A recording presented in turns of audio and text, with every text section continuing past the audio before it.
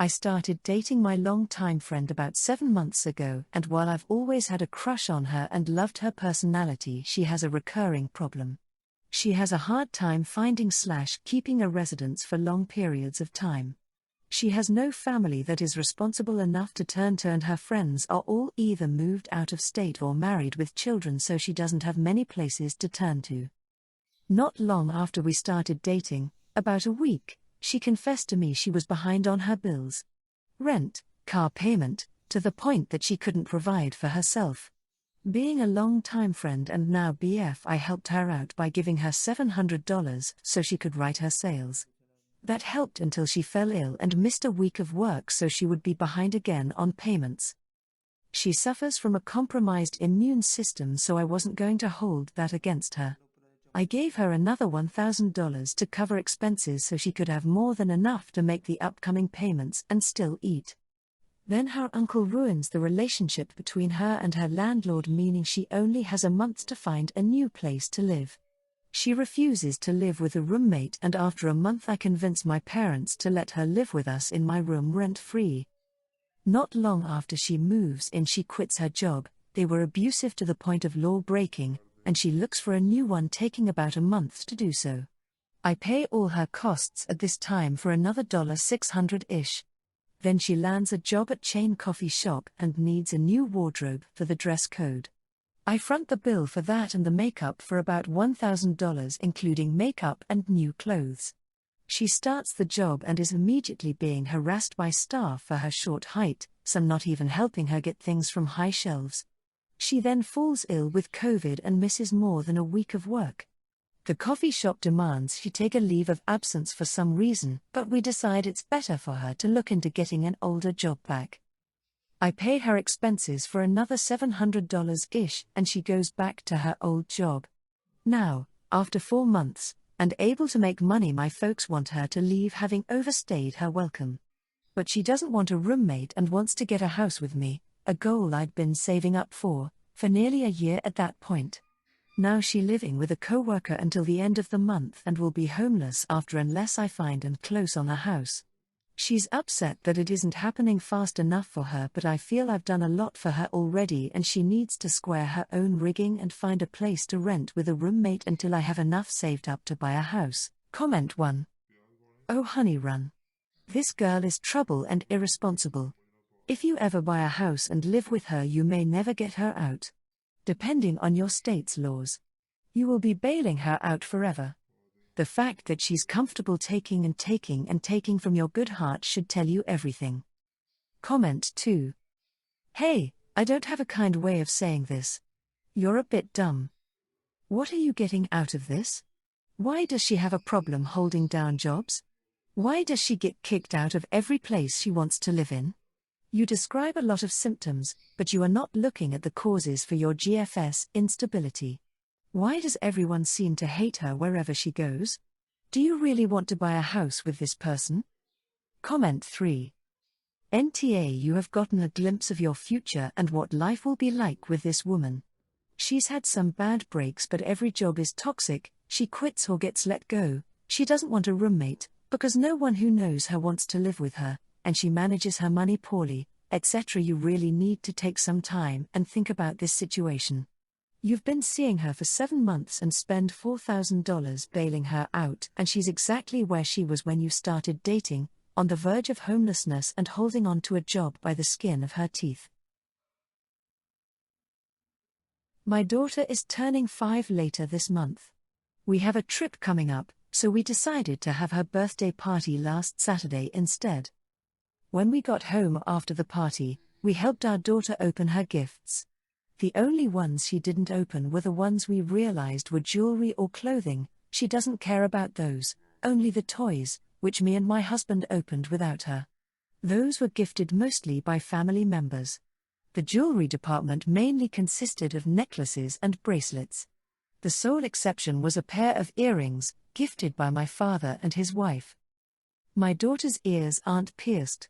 We didn't pierce them when she was born, nor do we intend to do so anytime soon. We want to let her decide whether she wants to, and she's never expressed any interest. So me and my husband already knew we'd be exchanging the earrings. Usually, we don't tell people we're exchanging a gift they bought for us. This time is different. My stepmother has been pestering me about piercing my daughter's ears since she was born. There's always a different reason why. First, it was because people wouldn't know she was a girl if we didn't, then it turned into she'll get jealous of her friends, and so on. But she always makes the point that girls need to have their ears pierced. She brings it up almost every time we see her. My father usually doesn't comment on it, but has backed her up a few times. Also, my stepmother's never complained about my older son's appearance, so I know this is rooted in sexism. When my father called us the next day to ask what we thought of the earrings, I told him they looked nice. My stepmother joined in and asked, "So you're getting her ears pierced?" I tried to dodge the question, but she later asked it again. So I told them no. I looked at the store's website and found a matching necklace, which we'll exchange the earrings for. There's a price difference, but I'll cover it. Well, they weren't happy. Apparently, my stepmother started crying. My father told me off for thinking about exchanging a thoughtful gift he bought for his granddaughter, and said it was wrong of me to dismiss my stepmother's opinion like that. In return, I told them I couldn't take her insistence anymore, and she needed to stop obsessing over my daughter's ears. It escalated into a fight. My husband, while 100% on my side otherwise, thinks I didn't need to tell them. Edit: the party took place at a kids' party venue, not at our home. We're not from the US, and it's not common to open gifts in front of guests around here. Comment 1. NTA: it's ridiculous they tried to manipulate their bizarre desire to pierce your daughter's ears by gifting you this. They knew what they were trying, and don't like being called out on it. It's not their kid, so they don't get to decide anything about parenting it. Get your stepmother a gift she can't use and see how she likes it. Tell her you think she needs to take up scuba diving, and get her a dive mask. All gifts going forward are things she can't use, and when she questions it you can tell her that it's a thoughtful gift and you've decided she needs to get into scuba diving. Comment 2. Oh, I think you did need to tell them. And you need to be quite careful about letting them take her anywhere. There's nothing thoughtful about your stepmother's gift. I think I'd have just returned it rather than exchanged it. And then hung up or left every time the silly woman started on about your daughter's ears. Children aren't dolls. NTA: your dad and stepmother are though. Comment 3. NTA and 100% agree with other comments that suggest you do not let them babysit unsupervised.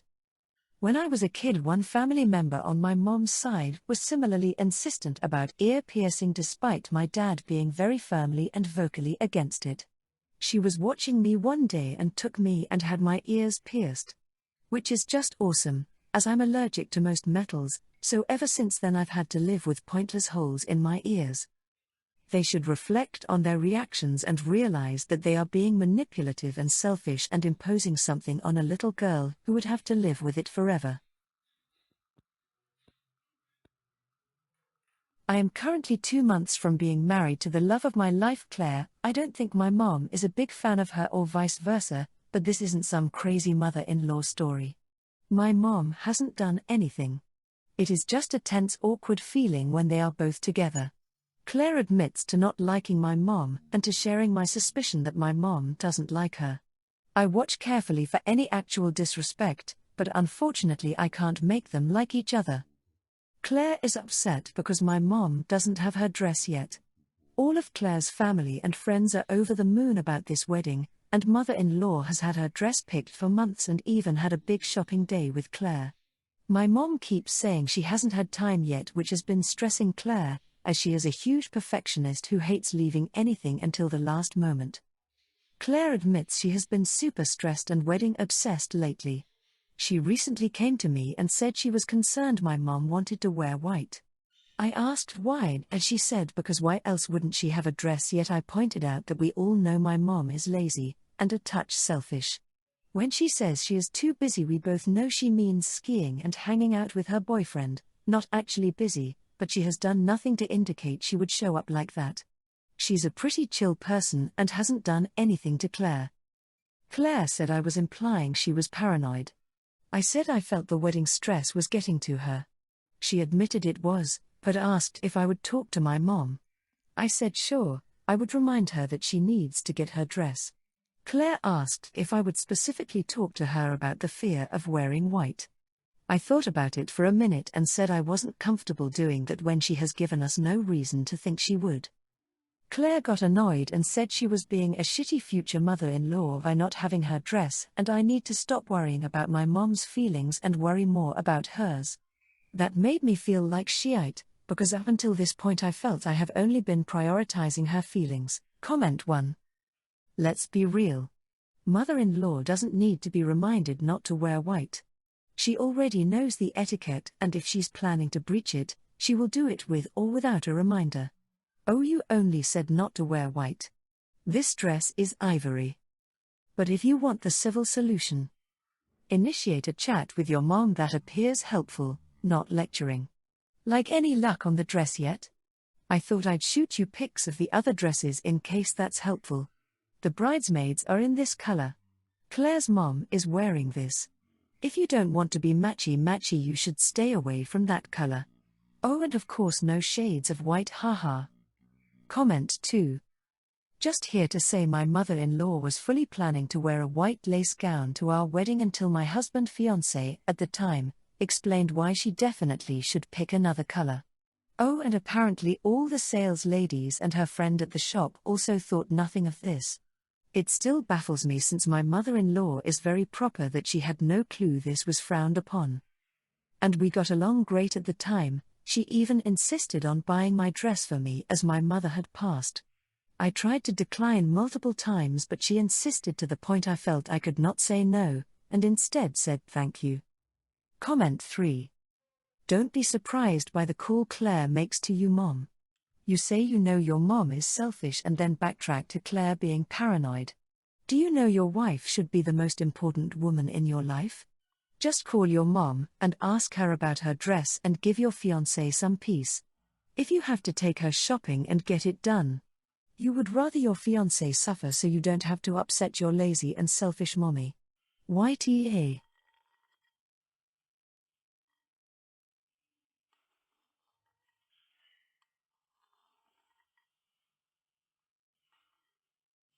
My husband and I travel down to Mexico to visit with my family. I am an American citizen, my mom and dad are not. My mom and dad got my daughter earrings for her birthday. My daughter's ears are not pierced. She is only 1 year old. I told them that I would save them for her until she was old enough to get her ears pierced. We left my daughter with my parents while we went to meet up with some friends. When we went to pick up my daughter, my mom showed us that we didn't need to wait because they had taken her to get her ears pierced. I got my daughter and I dragged my husband out of there before he lost his shit. We went back to our hotel. I am furious. My husband said that my parents are not allowed to spend time alone with my daughter ever again. I went farther. I said that I would not be bringing her, or any other kids we might have, down here to see my parents. We checked out 3 days early and went home. On the way home, my parents were calling me to see when we were coming over. I ignored all the calls and texts until we were back home in Phoenix. We took a couple of days to think things over and cool down. I finally called them. I asked them not to speak until I was done talking. I told them that my husband and I are upset with them for getting our baby's ears pierced without our permission. I told them that we went back home and probably wouldn't be visiting for a while. They said that my sister and I both had pierced ears when we were babies and that it did not harm us.